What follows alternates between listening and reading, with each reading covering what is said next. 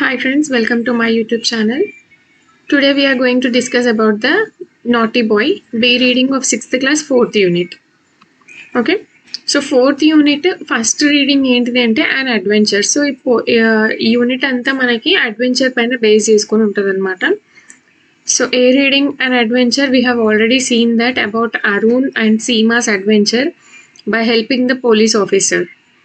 So now here in this Naughty Boy poem, so ఈ naughty bye ఎవరైతే ఉన్నారో అతను ఏం అడ్వెంచర్ చేస్తాడో ఇప్పుడు మనం చూద్దాం. సో యాక్చువల్గా నాటీ బాయ్ అంటే ఏంటిది? నాటీ బాయ్ అంటే ఎవరు అంటే కొంటి చాతలు చేస్తారు కదా, చిన్నపిల్లలు ఎవరైనా కొంటి చాతలు చేస్తారు. అఫ్కోర్స్ చిన్నగా ఉన్నప్పుడు మనం కూడా కొంటి చాతలు చేసి ఉంటాం. సో ఇతను ఇక్కడ ఏం కొంటి చాతలు చేసిండు, ఎలాంటివి చేసిండు, so we will see in the poem now. So ఈ పోయం రాసింది John Keats.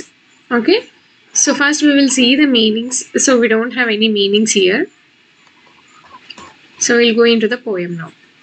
There was a naughty boy, and a naughty boy was he. Let us see the poem now.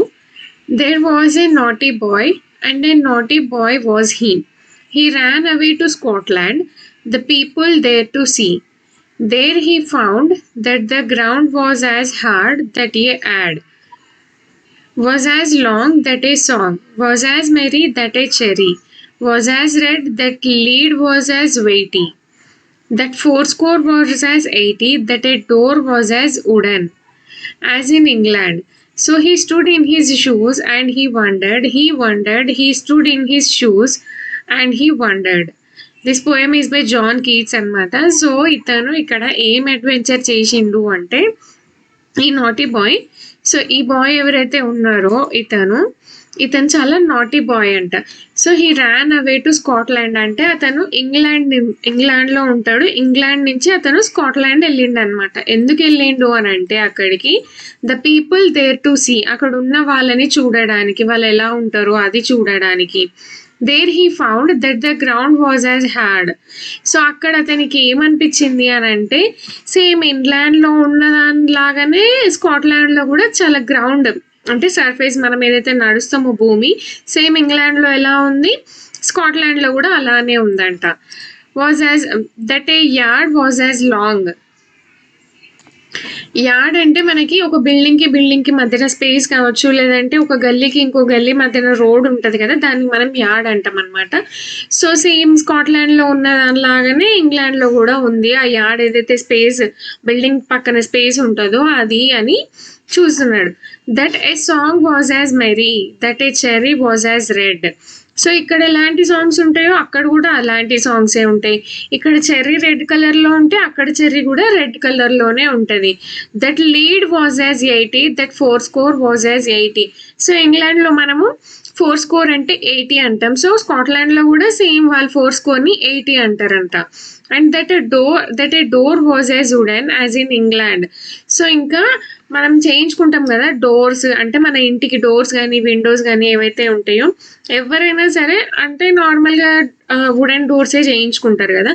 So అతను ఏమనుకుండు అంటే ఇంకా అక్కడ అంతా డిఫరెంట్గా ఉంటుందేమో, ఇంగ్లాండ్కి స్కాట్లాండ్కి చాలా డిఫరెన్స్ ఉంటుంది, మనుషులు వేరేలాగా ఉంటారు, అక్కడ సర్ఫేస్ వేరేలాగా ఉంటుంది, ఇక్కడ చెర్రీ రెడ్ ఉంటే అక్కడ ఇంకా ఏదైనా కలర్ ఉంటుందేమో, అండ్ ఇక్కడ డోర్స్ వుడెన్ డోర్స్ అయితే అక్కడ ఇంకా వేరే ఏమైనా డోర్స్ ఉంటాయేమో అనుకున్నాడు అతను. సో అందుకని అతను ఇంగ్లాండ్ వదిలేసి స్కాట్లాండ్కి వెళ్తాడు అనమాట అదంతా చూడడానికి. ఇదే అడ్వెంచర్ ఇక్కడ మన నాటీ బాయ్ చేసింది. కానీ ఇంగ్లాండ్లో అయినా స్కాట్లాండ్లో అయినా ఎవరైనా డోర్స్ నార్మల్గా వుడెన్ డోర్సే కదా ప్రిఫర్ చేస్తారు. సో సేమ్ అక్కడ కూడా వుడెన్ డోర్సే ఉన్నాయంట. అండ్ ఇంగ్లాండ్లో మనము ఫోర్స్కోర్ అంటే 80 అంటాం, అక్కడ కూడా స్కాట్లాండ్లో కూడా ఫోర్స్కోర్ అంటే 80 అంటారంట. So he stood in his shoes and he wondered, he stood in his shoes and he wondered. So ఇదంతా అతను షూస్ వేసుకొని అక్కడ సర్ఫేస్ పైన నిల్చొని ఉన్నాడు కదా, ఇదంతా చూసి అతను చాలా సర్ప్రైజ్ అవుతున్నాడంట. ఏంటిది ఇదంతా ఇంగ్లాండ్లో ఉన్నలాగానే మనకి అక్కడ కూడా ఉంది స్కాట్లాండ్లో అని. కానీ ఎక్కడైనా నార్మల్గా అదే కదా ఉంటుంది, ఎక్కడైనా సర్ఫేస్ హార్డ్గానే ఉంటుంది, ఎక్కడైనా బెడ్ లాగా ఉంటుందా సర్ఫేస్, ఎర్త్ అనేది ఎక్కడైనా సేమ్గానే ఉంటుంది. సో డోర్స్ కూడా అందరూ వుడెన్ డోర్సే ప్రిఫర్ చేస్తారు. ఇక్కడ ఫోర్స్కోర్ 80 అంటే అక్కడ కూడా ఫోర్స్కోర్ 80. చెర్రీ మనకి నార్మల్‌గా అయితే ఎక్కడ చూసినా మనకి రెడ్ కలర్‌లోనే ఉంటది గదా!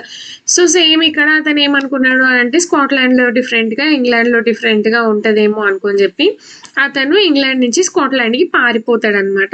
సో, ఇక్కడ ఇదే మన నాటీ బాయ్ చేసిన adventure. So, I hope you understand.